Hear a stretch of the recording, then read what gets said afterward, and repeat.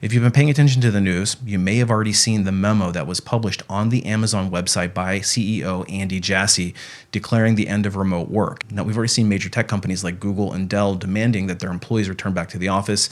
Essentially, they're declaring that the remote workplace no longer suits their business models and that it's a thing of the past. But there's a large contingent of remote workers that were secretly hoping that this was just a blip and that these companies would come to their senses and allow remote work because frankly, that's what's competitive in the job market these days. But because Amazon has now joined the fray, and let's face it, they're one of the big boys on the block, I'm wondering what other companies are going to take note and follow suit. Now, obviously, this isn't good news for people who are currently working remote, and in particular, people who are unemployed and trying to land one of those coveted and increasingly rare remote positions.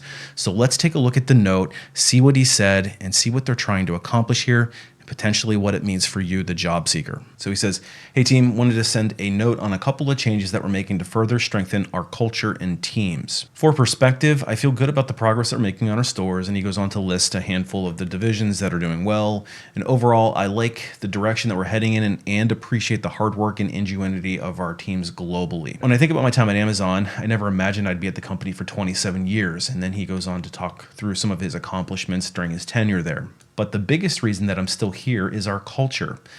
Being so customer focused is the inspiring part of it, but it's also the people that we work with, the way we collaborate and invent when we're at our best, our long-term perspective, the ownership that I've always felt at every level that I've worked at, and the speed at which we make decisions and move, and then the lack of bureaucracy and politics. So it already sounds like he's prepping us for a little bit of corporate gaslighting. And the funny thing is I've actually worked at Amazon myself for a period of time, and I would say certainly there was a lot of this, the bureaucracy and politics. And he goes on to say that we want to operate like the world's largest startup, which is interesting because I've actually worked at a startup company, and Amazon's like the second or third biggest company in the world. And the differences between the two couldn't have been more drastic. Culturally, the startups typically they're much more fast moving, they're much more nimble, but it comes at the price of chaos. It comes at the price of not necessarily having a great work-life balance, and there's instability there. And so, being a startup culture takes a certain kind of person. And if you join Amazon, you're probably expecting a certain kind of culture that's pretty opposite of what a startup is like. That means having a passion for constantly inventing for customers, strong urgency, high ownership, fast decision-making, scrappiness, frugality, and deeply connected collaboration. You need to be joined at the hip with your teammates when inventing and solving hard problems, and a shared commitment to each other. So again, I can see where he's going with this. This is definitely corporate gaslighting, and I can see the bomb that he's about to drop. So then he goes on to say 2 areas that the S team and I have been thinking about the last several months are, number 1, do we have the right organizational structure to drive the level of ownership and speed that we desire? Which, let's be realistic, they probably don't. And number 2, are we set up to invent, collaborate, and be connected enough with each other and our culture to deliver the absolute best for customers and the business that we can? We think we can do better on both. We see where this is going. On the first topic, I've always sought out to hire very smart, high judgment, inventive, delivery-focused, and missionary teams. So kind of a little asterisk here, if you're interested in getting a job at Amazon, a lot of these are considered part of their leadership competencies, so you might want to study up on these if you're interested in joining Amazon. That is after you learn about this edict that's come out and whether or not you still want to work there. In that process, we've also added more layers than we have before. In other words, they've added a bunch of they're talking about middle managers here. It's created artifacts that we'd like to change. For example, meetings before meetings before meetings, and then a long line of managers feeling like they need to review a topic before it gets moved forward, or owners of initiatives feeling less like they could make recommendations because the decision is made somewhere else. So we've asked each S-team organization to increase the ratio of individual contributors to manager by at least 15% by the end of first quarter of 2025. Having fewer managers will remove layers and flatten organizations more than they are today, which that in and of itself isn't necessarily a bad thing. However, this creates a few more problems here. Number 1, what happens to these managers who are currently in these roles? You're going to probably have to lay them off, is my assumption. So you can expect to see that lots of middle managers will be eliminated. And there's a war on middle managers anyway. And I don't honestly think that it's the middle manager that's the problem here. It's really, in my experience, has been the director and above that has slowed things down, that has created unnecessary process and procedure and bureaucracy. In fact, the middle managers that I worked with, including my bosses, were generally the people who were the most beneficial to us to try to unstick things and get things moving forward. It was the 2 layers and maybe even 3 layers up where things got bottlenecked. So I think Andy may want to take a closer look at that decision-making team instead. Of course, we know that they'll never do that. It's always just conveniently blame middle managers and the individual contributors with these layoffs. It's always those layers and below that are the problems that need to be laid off. So he goes on to say that if we do this work well, it will increase our team's ability to move faster, with clarity, and invigorate their sense of ownership and decision making. And again, it's like I think that they're probably targeting the wrong people here. And not only do the middle managers get affected, but I think you got to mention that you're probably going to piss off a lot of individual contributors because they may have been working to try to move up the corporate ladder and had been targeting a middle manager's role, or maybe were in waiting. And now suddenly those positions are being removed. And so you've got people whose careers are potentially derailed as a result of these middle managers being eliminated. And so now you've got succession planning issues, and you've got people who are career mapping toward a particular goal that probably are going to be pretty stuck. And if you have fewer managers, you have fewer opportunities. And that means that more people will either be stuck in place or you're going to make some hard decisions. But Amazon might actually be making those hard decisions easier for a lot of people, because to address the second issue of being set up better to invent, collaborate, and connect well enough with each other and our culture to deliver the absolute best for our business, we've decided that we're going to return to being in the office the way we were before the onset of COVID. Okay, there it is. When we look back over the last 5 years, we continue to believe that the advantages of being together in an office are significant. Now, I'm not here dismissing the idea of being in an office as insignificant. In fact, in some cases, I think that being in an office probably has its advantages and benefits. And if you're somebody that's early in your career, I certainly see the benefit of going into a corporate office, getting to know the politics of the place, learning and maybe even finding a really good mentor, and just getting an idea of how the corporate world works. And it's really hard to do that when you're sitting remotely for the entirety of your career. In fact, I feel bad for the folks who came into the workplace at the height of the pandemic where everybody was remote. But really what's happening here with this return to work edicts, especially for companies who had embraced it during COVID, is we were all pretty much told we were doing our part. We could work collaboratively in a remote setting because we wanted the continuality of the business. And so everybody was told that we had to go remote. We had to adjust our lifestyles. And in a lot of cases, it was very disruptive because you had to figure out your kids and the daycare situations, and maybe coordinating with spouses and setting up home offices and all this stuff. And then there's a lot of people who ended up deciding that they didn't feel safe in these big cities. So they ended up moving away during the height of the pandemic. And I can't blame them. And an ironic thing happened. A lot of people realized that they could work remotely very effectively and that there wasn't this massive slip in productivity. Now, put an asterisk here and say that there are some bad actors. There are some people who don't work very well remotely, and they slack off and they get the little keyboard wiggle machine and all that kind of stuff. But for the vast majority of people who took their jobs seriously, they could still work remotely, and they learned that they were very productive and that the remote setting was actually to their benefit. Suddenly they didn't have these commutes. They didn't have to worry about going down to a corporate office.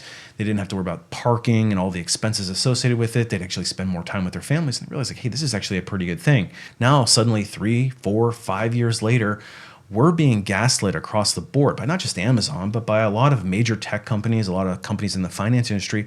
A lot of these CEOs and senior executives are now coming out with these edicts of return to the office or else. And in a lot of cases, these employees don't have any time to react. It's like, beginning of the month, we're going to be back in the office. And if you're not there, then that's your resignation. And the people who moved away during the pandemic or got hired in a remote setting suddenly have a very difficult decision to make. They either have to move back to the city or move to a city they didn't intend to live in anyway, and rents have skyrocketed, everything is skyrocketed, and they have to make a very difficult decision. Do they uproot their family, move to a corporate headquarters, or do they try to add in a significant cost of trying to get an on-site apartment and then the travel to and from?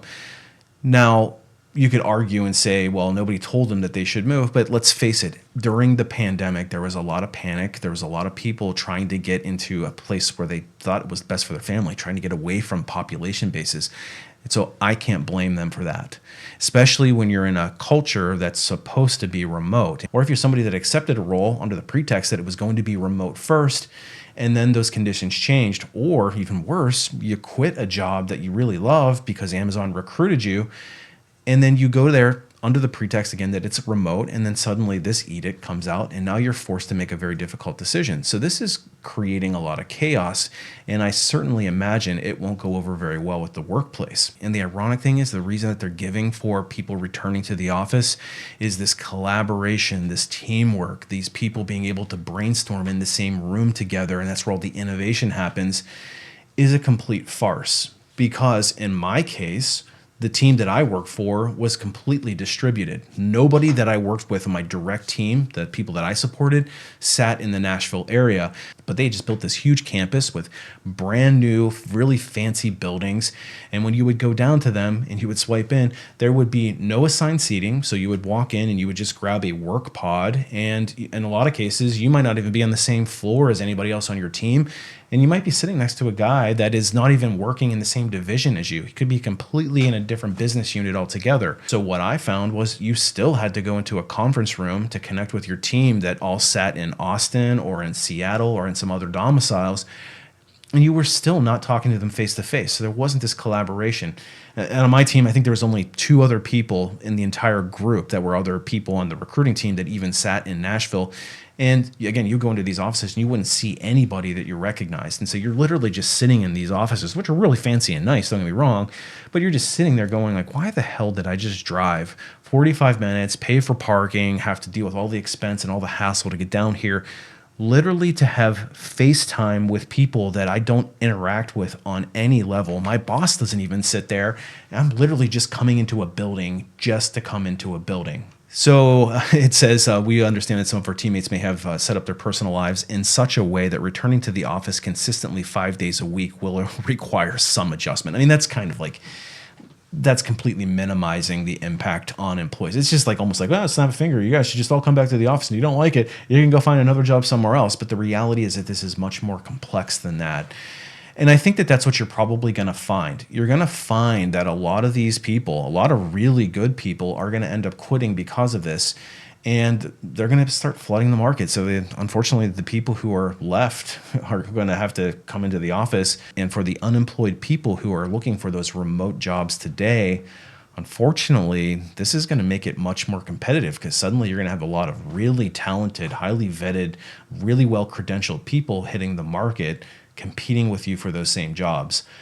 So this may not seem like it's a big impact for people who aren't inside of Amazon, but I would actually suggest the opposite. Amazon's a huge company with a lot of really talented people in just about every major functional area. It's not just technical people, and they are all going to be hitting the market at the same time. So if you're looking for a remote first job, unfortunately, I think you need to start facing the reality that it's not nearly as common as it was before, especially Amazon's just the latest, but there's other companies that have been doing this as well. And I think it's time to start adjusting your strategy and probably your expectations. It's going to be much more difficult to find these jobs going forward. So the fact of the matter remains, remote jobs are going to be extremely competitive, and you have to set yourself apart from the competition. If you're somebody that has an average skill set and you're just like everybody else, you're going to really struggle to land those remote jobs going forward. That's just unfortunately the way it is. So if it's me, I'm looking at how can I differentiate myself in a very clear way. I'm looking at job postings, seeing what employers are demanding, and trying to take steps today to make myself a better candidate for those jobs for tomorrow. And of course, your marketing presentation and all that stuff, your resume, your cover letters, your LinkedIn strategy. So those are all the things that I would be doing. But unfortunately, this is some news that probably most Amazonians don't want to hear, and it's probably going to impact people more broadly than you might realize. So what are your thoughts? Do you think that remote workers are lazy, and that by forcing the remote issue, they're actually hurting the company's performance and their collaboration and innovation? If you need more help trying to land a remote job, that's actually something that I specialize in. I've got a website called alifeafterlayoff.com, which is loaded with tips and insider information on how recruiting works behind the scenes. And I share my deepest and most intimate knowledge in the form of some training courses. First one is called Resume Rocketfuel, which is designed to teach you exactly how to write a resume that's going to get the attention of recruiters to give you the best chance at getting that phone to start ringing for those remote jobs. But once you get that phone to ring, it's up to you to market yourself effectively to land that coveted job offer. And that's where the ultimate Job Seeker Bootcamp comes in. It takes you from job search all the way through job offer, and all the steps in between are broken down in great detail to give you everything you need to impress and hopefully land a great offer that you can negotiate the best possible terms for. But honestly, the best way to get into the interview process is to skip the recruiter altogether. And that's where unlocking LinkedIn comes in. I teach you how to set up your profile for maximum discoverability, and then ultimately how to leverage targeted networking to your advantage so that you can create a profile that gets noticed and ultimately get you deep into those interview processes and hopefully skipping those recruiters. Unfortunately, this isn't good news for those who are looking for a remote first career. But the good news is that there are still plenty of employers out there who value the remote arrangement. So you just have to put your best foot forward and make sure you're targeting the right ones and presenting yourself as the expert in your space. Anyway, appreciate you watching. We'll see you on the next one.